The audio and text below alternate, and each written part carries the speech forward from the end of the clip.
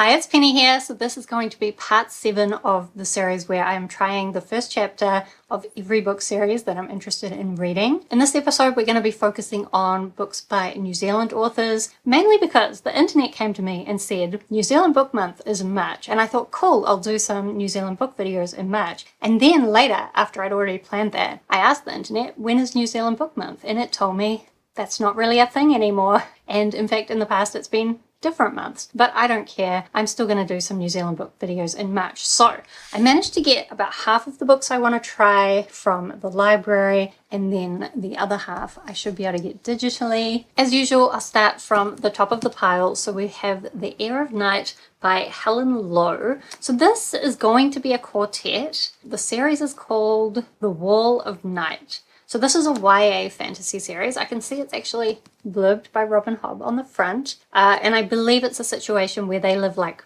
on the top of the mountains and basically protect everyone in their country from intruders. But then they get attacked and this young woman who's been trained to rule has to kind of hide. But when the danger is greatest, her own hidden magic flares into life. It has pretty good reviews. I will say I don't think the 4th book has been released yet because the author had some personal issues that she's been working through, but I believe she's working on the 4th book now, so it could be a good time to get into this series. I should also admit, because I'm from New Zealand, I'm going to be slightly biased towards liking these books, or like biased towards wanting to read them. And like, even if I don't like them, I'm probably going to try and say some positive things about them and try to think about who might actually like them, even if they're not for me. Because it is a little bit harder for New Zealand authors to get published. And so even just getting published is impressive.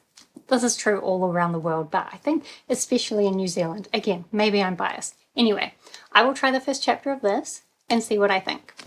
Okay, so I've read the first chapter of Heir of Night, and I thought it was quite good. I will admit, in some parts, the dialogue was a little bit like disingenuous, like it didn't feel like real dialogue that people would have. We're mainly following this young girl. She's about 13, it tells us, and she's off exploring the old keep, which seems to be quite a dangerous place, basically abandoned, and she is climbing things which seem quite dangerous, but it also managed, like as it did that, to tell you quite a bit about the history of the world and like previous epic battles and some kind of like serpent creature. So it set up the idea that these people are important warriors and that there's like a lot of pressure on her to meet expectations, and like her father has very exacting ideas of duty. And it also set up kind of like some people around her who obviously she cares a lot about and they care a lot about her.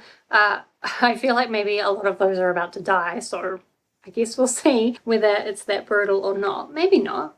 Maybe. Anyway, overall, it was well written, like maybe a little bit typical in some ways, but as I said, I've got my New Zealand bias. Actually, my New Zealand bias was almost making me want to put this in my intrigued section, but I have to be honest, this is still a YA fantasy, and it wasn't like doing anything to make me think, oh, this is interesting. So we're just going to put it in my want to read priority list, and I think I'm going to put it above Ninth Reign, because even though that did have some interesting world building elements, there was something about the writing and the characters that just didn't appeal to me, whereas this, I think, maybe I'm biased, but I think I like this world and these characters more, maybe, but I can't quite put it above the Robin Hobb book, because that had cool harpies and like a cool idea of revenge going on. Whereas this, in the first chapter, nothing's really happened yet. All we know is her father's come home and she has to rush from this old keep to make it in time for dinner so she doesn't get in trouble. But like, I can feel some kind of impending doom, which I'm excited for. So that's that one. Then next, I have Mage's Blood by David Heir. So this one is a quartet, the Moontide Quartet, I think, and it's about 2 continents, and there is a bridge between them. They're unreachable any other time because of this impassable sea. But every 12 years, the tide goes low enough so that these continents can then use this bridge to access each other. And normally there's a bunch of trade that goes on. However, these Magi have decided to take over the other continent. So now there's going to be a big war. Something like that. I don't know. I'll read the first chapter. So, the front of this book says, if you love Game of Thrones, you will want to read this. And I kind of ignored that because I was like, every fantasy book puts that on their cover or something similar. Like, it's a very common marketing technique to compare things to Game of Thrones. But you know what? I actually think it's not a bad comparison. So, firstly, I read the prologue, and we've got this woman who's some kind of magi who can talk to ghosts and through that know a lot of what's going on. And she also has some setup where she lives outside this village, and whenever they have a child they don't want, they'll leave it out for her, and they don't really care or question what happens to it. So she finds this baby and uses its life force to like keep her alive and grow her power. So I don't think she's a good person. So that was the prologue, and then we get the first chapter. The first chapter, we're following this guy who seems to have been from this kingdom that was conquered by this big empire. And so now he's going to a meeting with the ruler of this empire. There is an emperor there, but he seems to be a child, and it's this other woman that's in charge who's just had herself like given a sainthood. So what I liked about this is this guy has come in and he's helping with their plan to basically, when this bridge is open to the other continent, go on a crusade to like take the evil of that continent and like stop it from invading their continent. And this ruler is setting up like all these like religious and moral arguments for what they've done in the past and why they need to engage in this new crusade. And the guy is going along with the plan and even coming up with a new plan, but in his thoughts he's like calling out all the hypocrisy and lies that this woman is saying. Like, it's quite clear that there's one version of history that is not the truth, and then there's other versions of what's really gone on. It also seems like the old woman from the prologue, it was her enemy that created the bridge. And the creator of the bridge is the enemy of the empire. So is she on the side of the empire? I don't know. What I loved about it is there was so much complexity to the world just in that first chapter. Now, I will admit, reading the prologue and the first chapter was 26 pages, so it was quite a lot. But yeah, I just got so much history and depth to the world in that first chapter. I thought it was very impressive. Oh, also, the book starts out with like 3 maps. Like, if you like maps in fantasy books, this is the series. This is a good series for that. And there was also definitely bits where they were talking about their plan for this new crusade, and it was mentioning all these different kingdoms, and I felt like I probably should have been looking them up on the map and like trying to fully comprehend it, but I didn't want to do that just for a chapter. Maybe I'm lazy. But also, like, just as I started feeling like that, there was a mention of another character looking bored about what was being said, so I feel like there was some awareness to that and maybe some intentionality. Anyway, the summary is, I really liked this, and I'm quite interested to read it now. So in terms of the priority for this video, I'm much more excited about reading Mage's Blood than I am Heir of Night. Just probably more because I'm the target market for Mage's Blood. Heir of Night's more YA, right? So that's the ordering for this video. Then for my bigger priority, I am actually going to put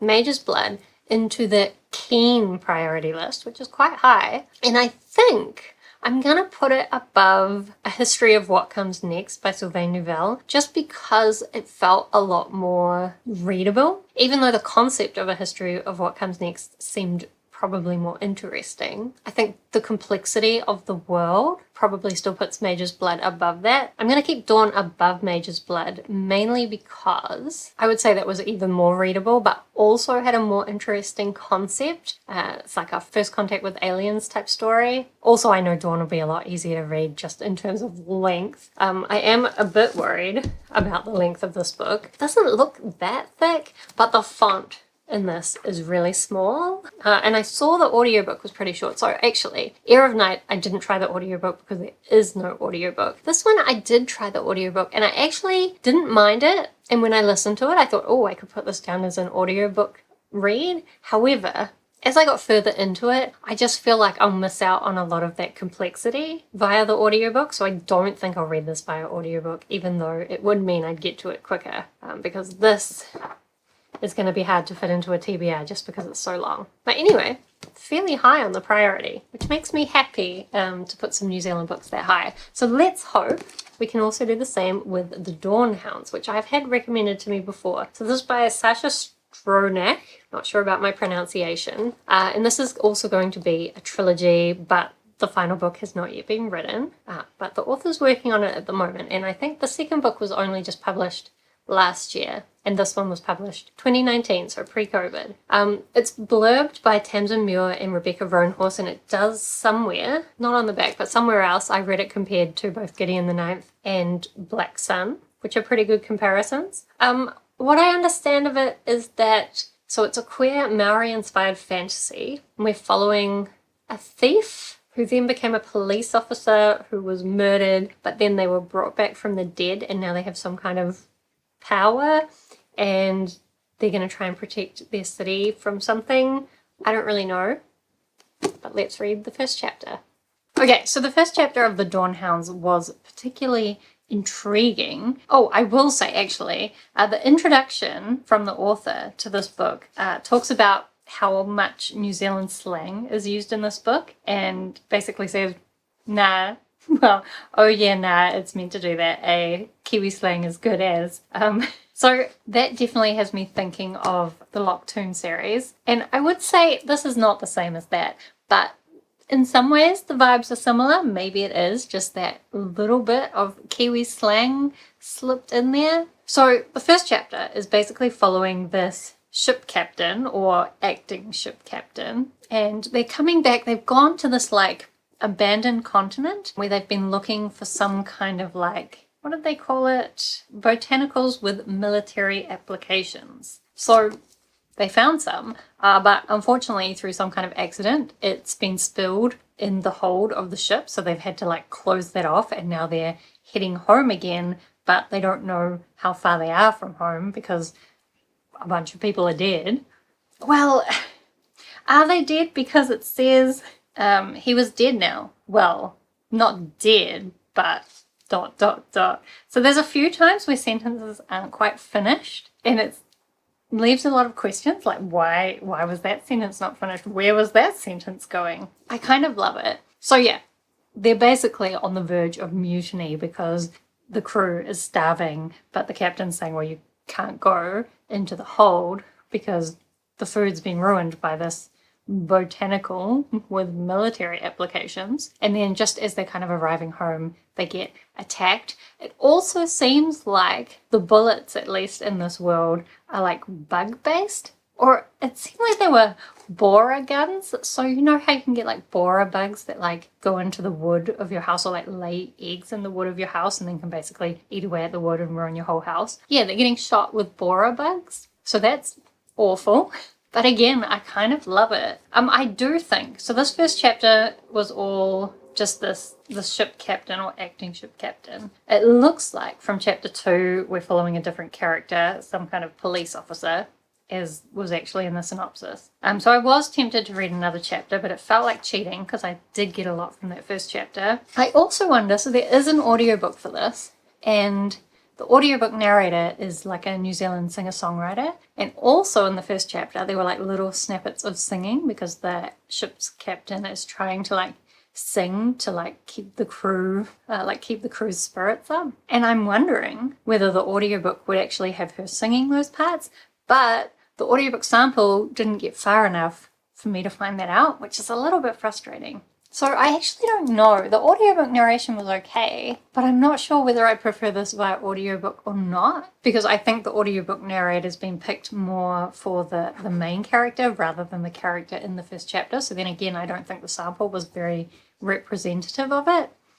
I don't know. Anyway, I'm very keen to read this. So in terms of this video, I'm going to put this on the top. I do suspect maybe it's not quite as complex and well written as Mage's Blood, but it seems very like creative and different, and probably just because I'm coming off that like Locked Tomb feeling, having recently read Nona the Ninth. This is giving me like it's nothing the same, but it's giving me a similar feeling. I can see that comparison. So I'm going to put that up at the top because it is the one that I most want to read. It seems the most different of all of these. And I think actually when it comes to the bigger priority, I'm just gonna like turn up my New Zealand bias on full, and I'm gonna put it into 5-star predictions.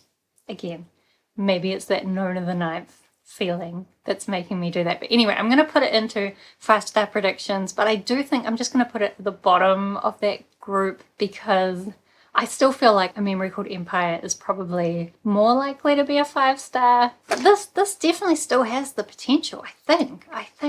I really hope so. So, next on the New Zealand pile, we have Dreamer's Pool by Juliet Mariller. So I have read the Seven Waters series by Juliet Mariller, and I really liked at least the first 2 books.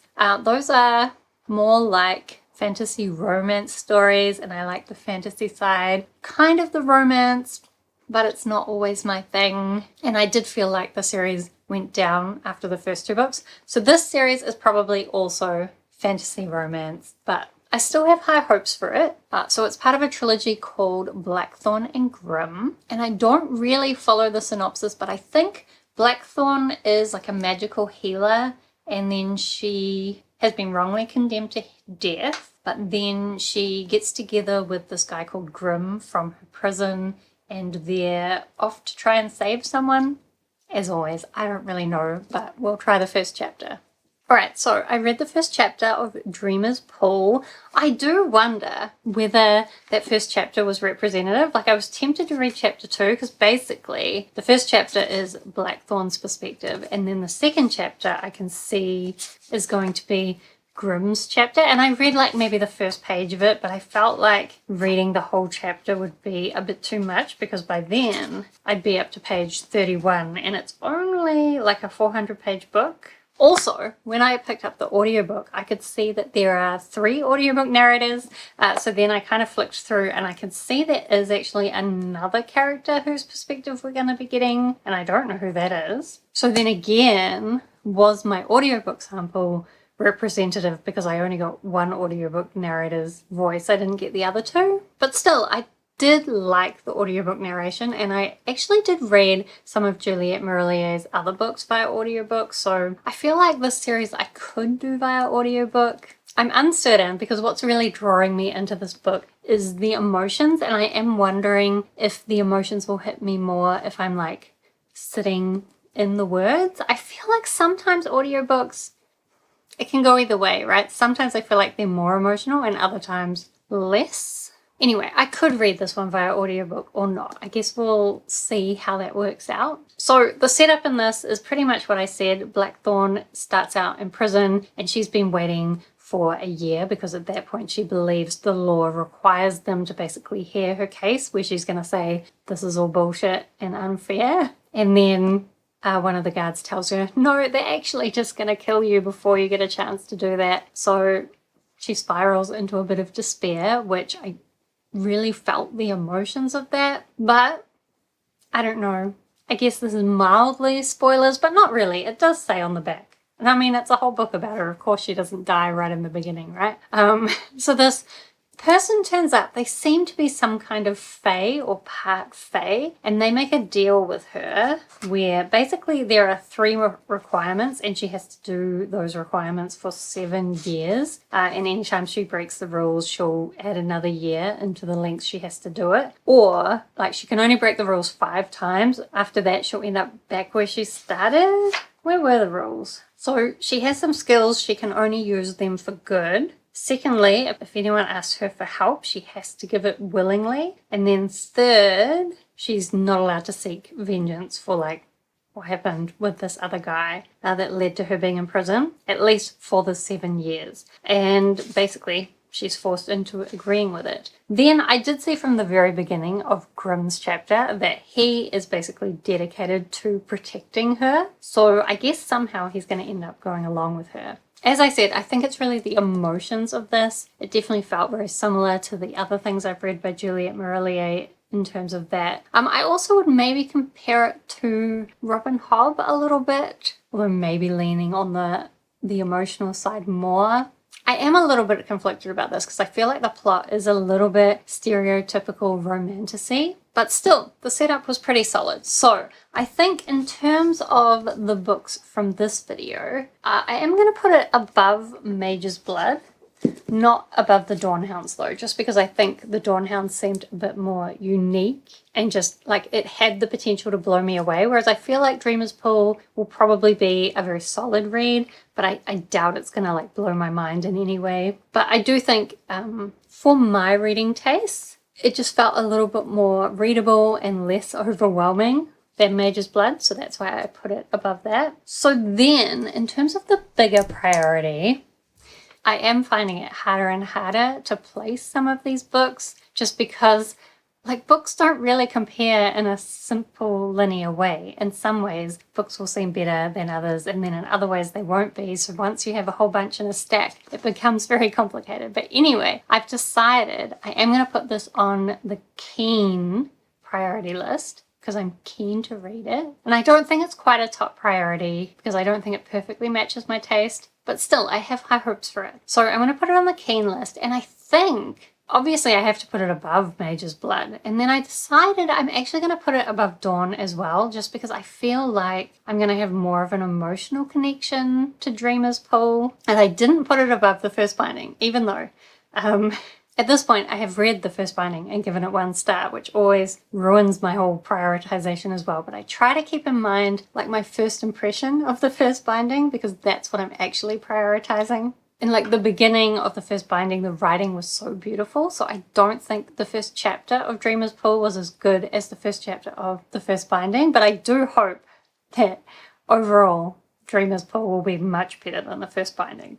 Anyway, that's where that's going. Then the last book that I have physically for this video is Immortal Longings by Chloe Gong. I actually prefer the other cover for this book. So this is going to be a trilogy. Hang on, I did just look up what the trilogy was called. Flesh and False Gods. And this is something about like a future where people can move between bodies in certain circumstances. And we have a bunch of different characters, or at least several different characters who are going to compete in this competition that involves jumping between bodies. And they have kind of like conflicting motivations for why they need to win. And I think they end up working together, but eventually those kind of different motivations cause some conflict. The first book in the series is actually not that well rated, even though I have seen some people love it. I think it's one of those ones where people have very mixed opinions on it. The second book is better rated. I definitely like the idea of like jumping between bodies. Like I really love Dollhouse, that whole TV show. So hopefully I will be one of the people that loves this. Okay, please excuse my lack of makeup and my puzzle mess in the background, but I have finished the first chapter of Immortal Longings, and I think the idea is cool. However, it is very wordy, and like the audiobook, I didn't really like it. It made it even worse. Like it felt very info dumpy in the audiobook. When I read it, it didn't feel quite as bad, but still, like it's trying to do so much world building in that first chapter, but it's not really building anything. It's just throwing so much information at you that it's overwhelming and you're not really getting that much from it. I do think it improved about halfway through. So we meet this guy named August, and he's some heir to the throne prince guy who's in charge of this competition where people are gonna, it's some kind of like battle, but I guess it has something to do with jumping. I'm not really clear on it. But anyway, about halfway through the chapter, he jumps into the body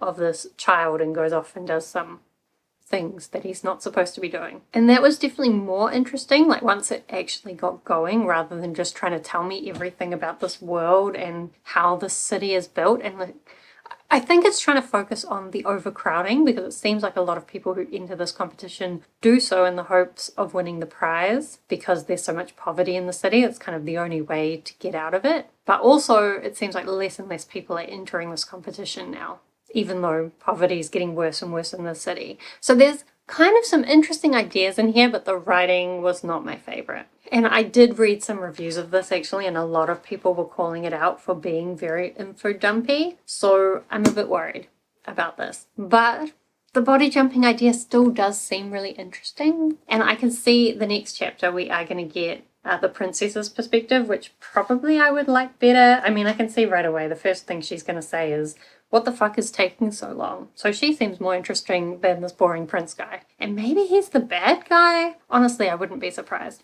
Anyway, in terms of the books from this video, I'm going to put this quite low, but I do think I'm still going to put it above Heir of Night. Even though Heir of Night was better written, I think that... Can I do this without dropping everything? I think that Immortal Longings had some more interesting ideas that would keep me more engaged. I could be wrong, but that's the order we're going to go with. Then, in the bigger priority, let me put this down before I drop it. In the bigger priority, I think I'm still going to put it in that want to read category. However, that will mean our want to read list is now 12 books long, so that's my limit where I tell myself I have to break the list into two. So what I'm going to do is break it into want to read and will read. So basically some of the ones at the bottom of this list, I don't know if I'm like wanting to read them or if it's more just like I'm going to read them because even though the first chapter didn't really draw me in, there's still reasons why I want to read them. And I feel like I just described Immortal Longings, but I'm actually going to put Immortal Longings on the want to read part of the list. And because I put it above Heir of Night in this video, I'm going to put it above Heir of Night in the bigger priority as well. I still think that Robin Hobb Windsingers, I think it was called, book with the Harpies, I'm expecting to be more emotionally engaged in that story. And I did think the writing in that was better, although I also remember it having like long sections of things that I just wasn't interested in. Not necessarily info dumping, but like that one started with a long section of like cliff climbing and very many details that I didn't care about. So it did have problems too, but I am going to keep that above Immortal Longings just because it's Robin Hobb. It says Megan Lindholm, but it's Robin Hobb, and I think I'll get the emotions more out of that than Immortal Longings. I'm just not convinced it's going to draw me in emotionally, but I'm hoping the ideas will pull it through. Okay, so now we're on two books that I only have digitally, and I'm actually going to try another book by David Heir that I read before. So I'm going to try his most recent trilogy. I think it's called The Tethered Citadel, and the first book is called Map's Edge. I looked up the synopsis. It seems like there's some kind of sorcerer. His family has fallen from grace, and so he's had to go on the run, and he's fallen in with this criminal group where he's pretending to be an imperial cartomancer, and they're trying to find some kind of forbidden city or something, and he finds himself growing to care about this criminal group that he's spending time with. So I was quite impressed with Mage's Blood, and I'm hoping his more recent books will be even better, maybe. We'll see. Okay, so I read the first chapter of Map's Edge, and I did not try the audiobook because it turns out there is no audiobook for this series. And that led me to do some research on David Heir's other series, and I found out that while the Moontide Quartet, which is the one I tried the first chapter of before, does have audiobooks, the kind of like follow-on series from that, is it also a quartet? I think so. That one doesn't have audiobooks, so that makes me unsure whether I should read the audiobooks or not for that other series. Anyway, Map's Edge, I don't have the option. I did quite like Map's Edge. Again, it's quite well written. And what I wasn't expecting is, so we're following this guy, and it seems like he's actually left his kingdom because it's been taken over by this big empire. And he's living in the middle of nowhere with his daughter. I think she's maybe like a young teenager or nearly teenager because she's helping him out. He's pretending to be like a healer type guy, even though that's not what he is. He's some kind of sorcerer on the run. And then these guys turn up from the Empire, and they have this cartomancer with them that's been severely injured. And the guy figures out that this cartomancer is hiding, that he's discovered some kind of like magical element that's like worth a lot. And so now some shenanigans happen, a big kind of fight kind of thing, and he's now going to go with this other guy and I guess his daughter and maybe some other people and try and get this stuff so that they can, well, he's selling it to this other guy as they can use it to make a lot of money, but I suspect his actual motivations might be that he can use it to do magic and then potentially win his kingdom's freedom back. I definitely would be interested to know why he left his kingdom specifically, because he's stolen his daughter away from the mother, is what he said. So there would have to be a good reason for that. But the daughter is going along with it. She's not happy about living in the middle of nowhere, but she's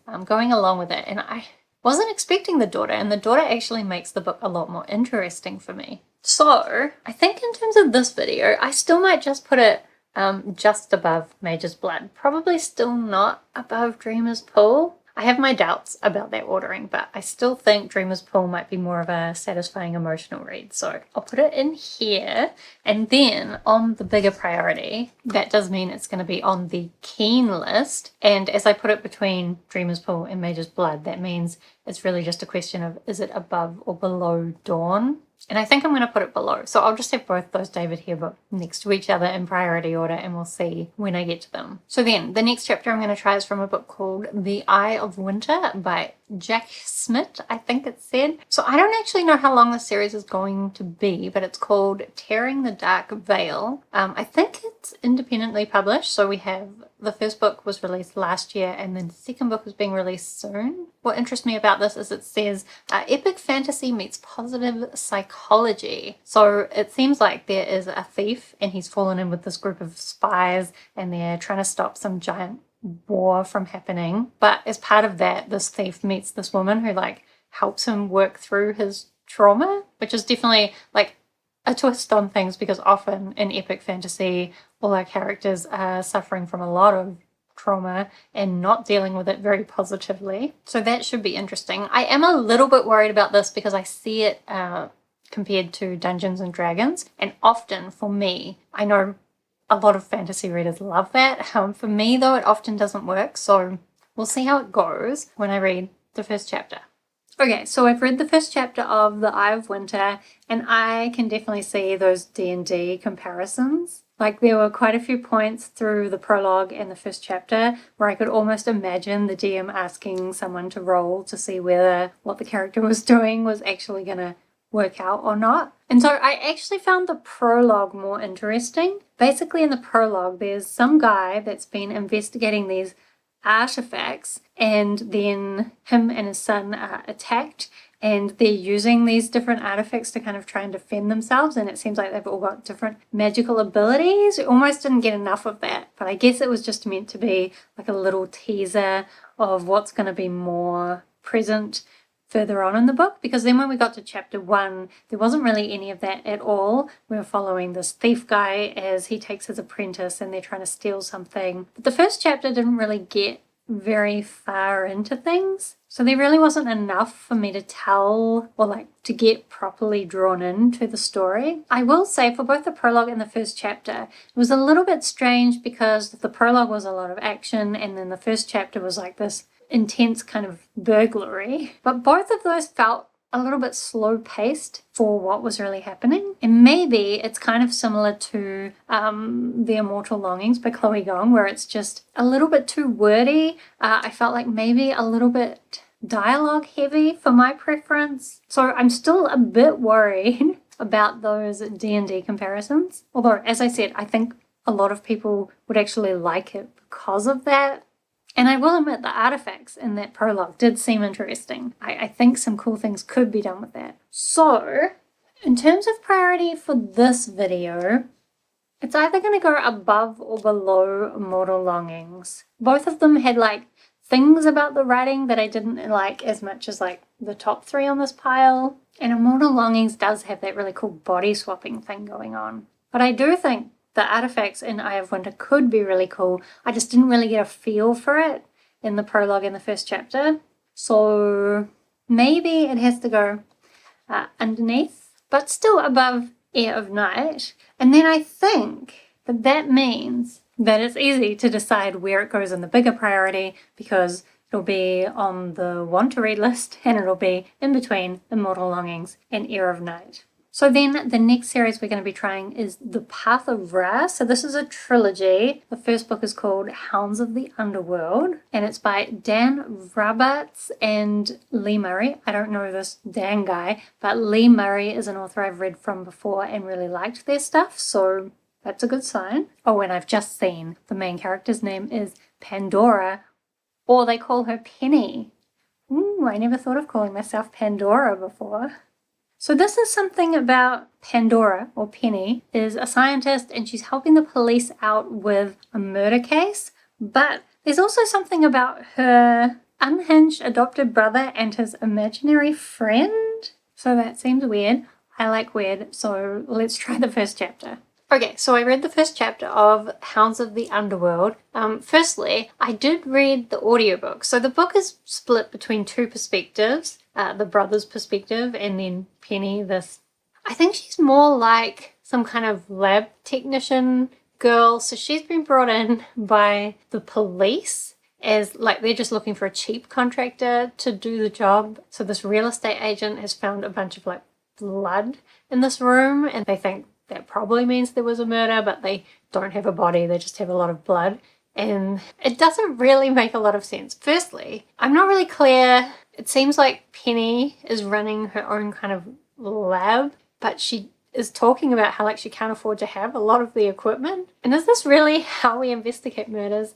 Just because it's cheap? I mean, honestly, this is New Zealand, so maybe, but it doesn't seem the best. And then as well, so it seems like she doesn't get these kind of jobs often, but she wants to get into it. So she needed a driver to get there, and her parents forced her to take her younger brother, but then he's just like wandering around in the crime scene. Why is nobody stopping him? Why is she not stopping him? Like, she's anxious and thinking about how she needs to make a good impression. So why are you not watching your younger brother so that he's not wandering into the crime scene and like touching stuff and like talking to his imaginary friend in front of the police? Like, honestly, it didn't make a lot of sense. And then the audiobook, it seems like the male perspective is being narrated by the author.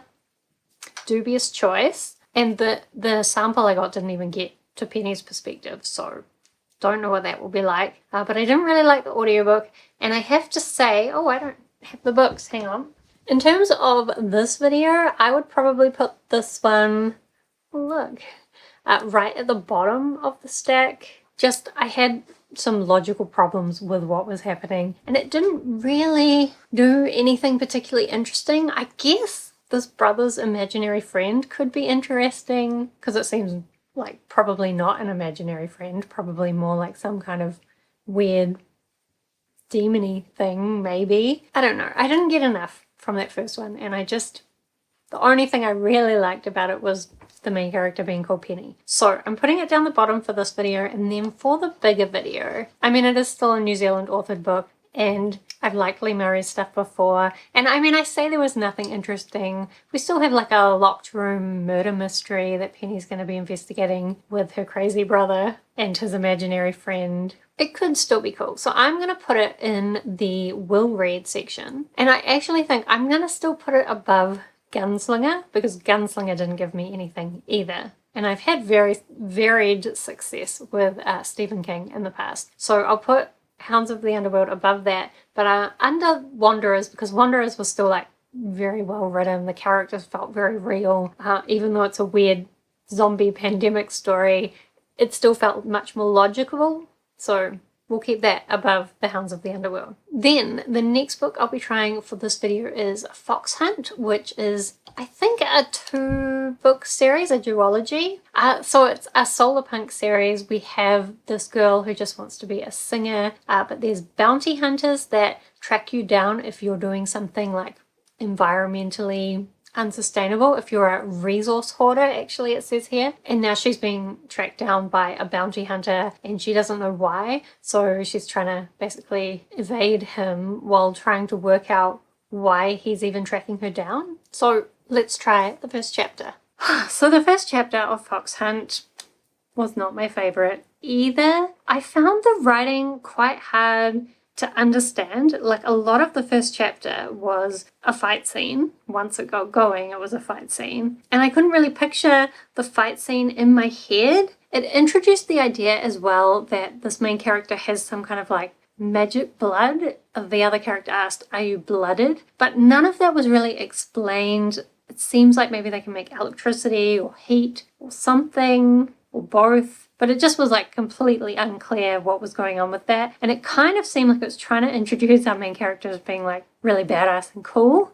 But It just seems like if they were badass and cool, they could have done better in the fight and it wouldn't have been so long. So as well, that first chapter was really long. And given that this is only, I think, a 250-page book, and that all that really happened was we had this big fight and then that's it. Well, actually, no, there was something else that happened. In the very beginning, it starts out with the main character talking to this woman that she's having an affair with and trying to convince her to leave her husband or to be in an open relationship. It was a little bit unclear. It was very morally ambiguous, let's say. Just made the main character very unlikable, the whole thing, because it kind of felt very shallow and nothing, like they were almost trying to con this woman into leaving her husband, even though it also didn't say that. So I just didn't like any of that introduction to the character. And then, yeah, the whole fight scene and this introduction to this bounty hunter didn't make a lot of sense either. So I guess this one was not my favorite. And in fact, if I'm putting it in priority for the books from this video, I'm going to put it right at the bottom, even underneath the Hounds of the Underworld. So that's a shame. And then I think for the last book, I kind of implied that I would read anything by a New Zealand author, but I think for this one, I'm just not really sure that it's worth my time. Or like, if I'm not going to like it, it's not to the author's benefit for me to read it. I guess if I buy it, it would be, but I don't really want to do that. So anyway, in terms of my bigger priority list, I'm going to put it on the maybe list. And to be honest, I'm only going to put it right at the bottom. We'll see. We'll see. Maybe eventually I'll get to this. So then, we're up to the last book for this video, and I've picked a random one. So the one that I've picked is from 1984, and I think I mentioned earlier that it can be hard for New Zealand authors to get published. Well, that was even more true in 1984. So the fact that this is published by Baen, by a New Zealand author, is pretty cool, and it's a fantasy book. It's called A Princess of the Chameln, maybe that's how you're meant to say it, by Cherry Wilder. And I think this was originally a trilogy, although each book just follows a different person in some kind of royal line, or the trilogy is called The Rulers of Hylor. But then there was also another book published in 2006, but it was finished off by someone else. So I think Cherry Wilder started it but never finished it. So anyway, my understanding of the plot is that we have a princess and she has to go on the run because they're being attacked when her mother and father, the king and queen, are sick. And so she's basically in exile, trying to like understand her power and prepare to like come back and save her people. So let's try the first chapter. Okay, so the best thing about A Princess of Chameln, or however you say it, is that at the beginning of the book, there's a really nice family tree.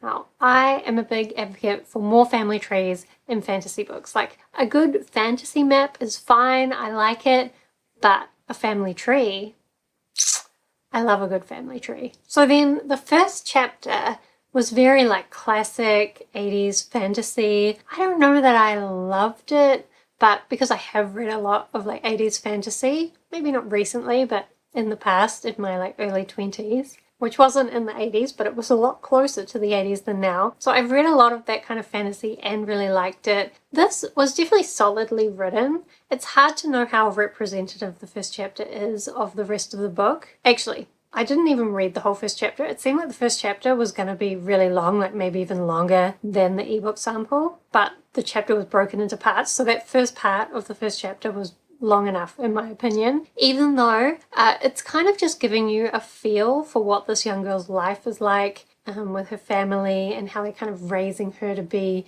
a co-ruler. So it seems like in this world there's kind of two ruling families and they're expected to rule together. But then the synopsis said that her parents were sick. No, there's an assassin. So her father is dead, her mother is dying, and as her mother is dying, her mother gives her like a necklace or something, and she hides it away in her boot. She has like a secret pocket in her boot, and I am so jealous.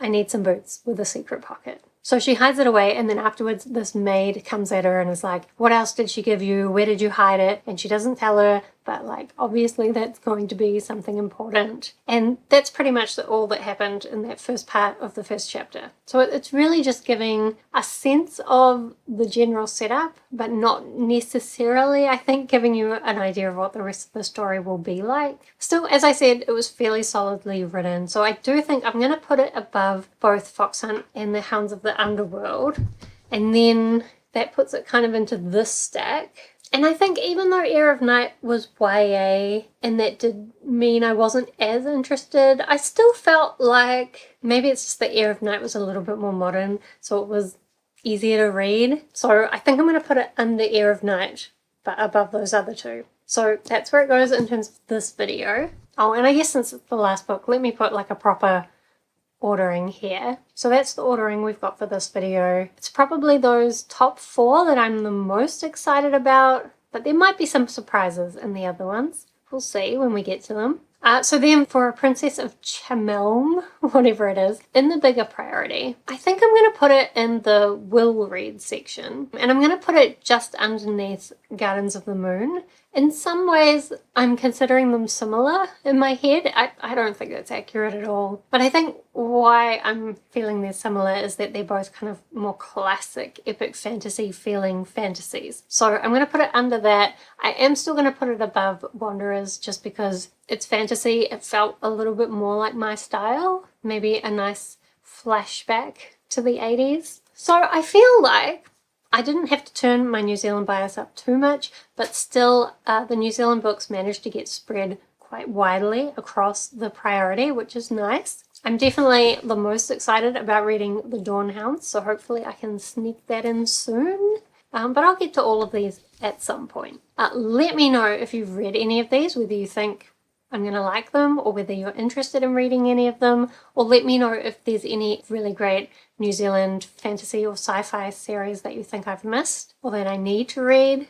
Let's chat down in the comments. Do subscribe if you'd like to see more of my bookish videos. Otherwise, thank you so much for watching. I hope that you are doing well, and I will see you next time.